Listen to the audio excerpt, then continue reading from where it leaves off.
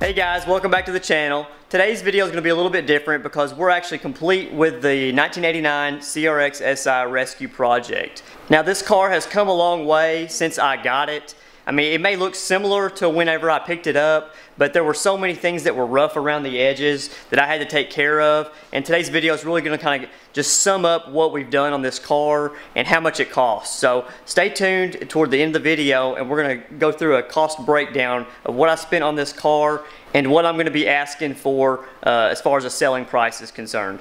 So the majority of the work on the car was actually the paint job. So the paint job that was on the car before was actually a pretty decent paint job, but it had just been neglected. Over the years there had been paint chips and scratches and different things, and it was basically, there was some damage on every panel of the car, so there really wasn't any way to kind of just do certain parts of the car and maybe do some blending into it. I got it and I started looking over the car and noticed that, you know, all those issues I was really going to have to do it all over. Now I wasn't planning on changing the color, so we went ahead and stuck with the same color, so that made it a lot easier as far as the jams and engine bay. I didn't have to touch any of that stuff. I just really had to mask all that off and just spray the exterior of the car.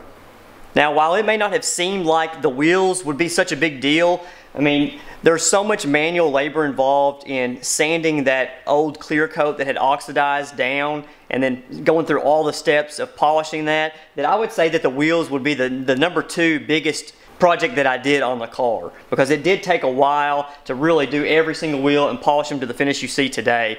And I think it turned out well and it was worth the effort.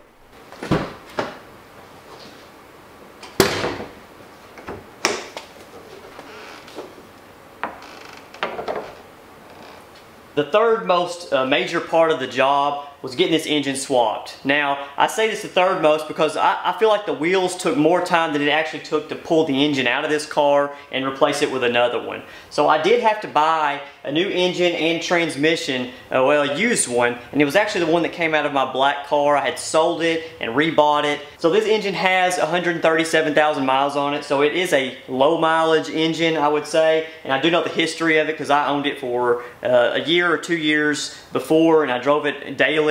So it is a good engine in the car, and it really was just a one-for-one swap. I didn't have to do anything special. I just pulled it out and threw the new one back in.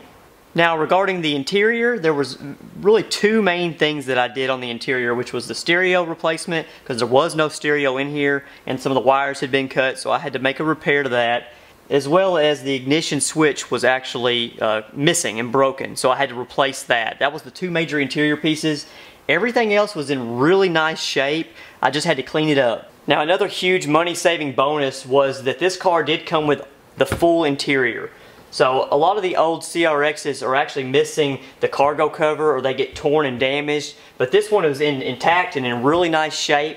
It is separated like a lot of them get, but you can barely find them not like that. Now another huge bonus of this car were the taillights. They were in really nice shape, and really they only needed a quick sand and buff, and they look nearly mint.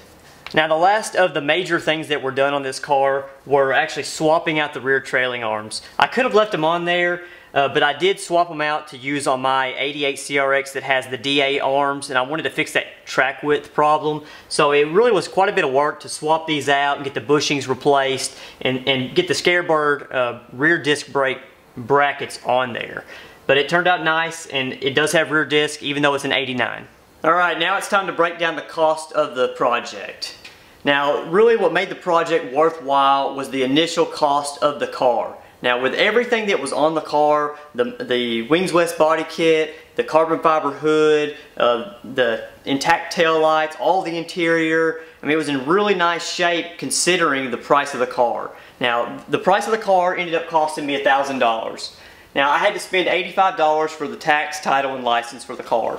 Whenever I had to replace the engine, I actually purchased it for $450. That came with the engine and the transmission for the car. That was an easy swap, so it was well worth the cost in my opinion for an engine that I knew the history of. One of the next bigger items that ended up costing a little bit were tires. I had to get those tires ordered and mounted and balanced, which ended up costing me $295. The ignition switch I actually bought off of Matt Duba on Facebook. He is a huge CRX parts supplier. He has like 40 or 50 CRXs on his property, and anything you need, you can message him on Facebook and he can supply it. And he actually supplied me with this ignition switch for $115. Now I've got a generic maintenance cost here of $427. Now that includes like different things like bushings, that includes the rear trailing arm bushings, some of the brake work I did, the timing belt, the water pump, some of the gaskets for the engine, different things like that, spark plugs,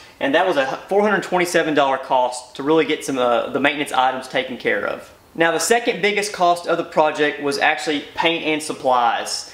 Now it was at $531, but that cost is actually cheaper than it really could have been because I did have a lot of leftover items from when I painted my black CRX. I had some clear coat, I had sandpaper, all those sanding discs, I had the body filler, different things like that that really add up in cost. So that ended up saving me quite a bit on this car, and this project was having a lot of that up front already. Now next on the list are brakes. I could have spent quite a bit more on the brakes, but I wanted to reuse what was there because the pads were really thick, they had a lot of life left on them, and the rotors, they did need to be turned. I ended up spending $220 on the brake job. Now the last item on the list is just a miscellaneous item, any of the smaller items that really didn't fall in any of these other categories, and that was only $106. So the final total cost of the CRX rescue project was $3,240. Now I really think that's a bargain because the prices of the CRXs are actually increasing pretty significantly. So I don't know exactly what I'm going to ask for this car just yet if I do put it on the market. I've been thinking around $6,000 or $7,000. Now I do have a potential buyer for the car already lined up. Now he's really just waiting on me, and I'm kind of waiting on him to sell his car that he's got. He's got an EM1 he's selling to pick this '89 CRX up. So once I get the title to the car, I filed for it a couple weeks ago, so I should have it pretty soon. He will be coming up here from Nashville, so it's not too far away. And hopefully he'll love the car when he sees it in person and gets to drive it and be able to take that home with him. So I will have this car for a couple more weeks. I do plan on getting it out to some Cars and Coffee events, different things. I may even do some more photo shoots of the car. But I really hope you've enjoyed this project. I've gotten a lot of satisfaction out of taking this barn find and really bringing it back to life. It's kind of back in the early 2000s era styling, and a lot of people seem to be gravitating more toward that today. I'm kind of moving toward the OEM look, as you've seen on the black 88 that I've got currently. And I really don't know what plans that I'm going to be doing yet on the new 88 SI that's out parked on the street right now. We're going to be bringing that car in pretty soon once this silver CRX gets sold and it moves to its new owner. So if you enjoyed this video, give it a thumbs up. Help support the channel by checking out the link in the description below and picking you up some merchandise. Again, thank you, and we'll catch you on the next video.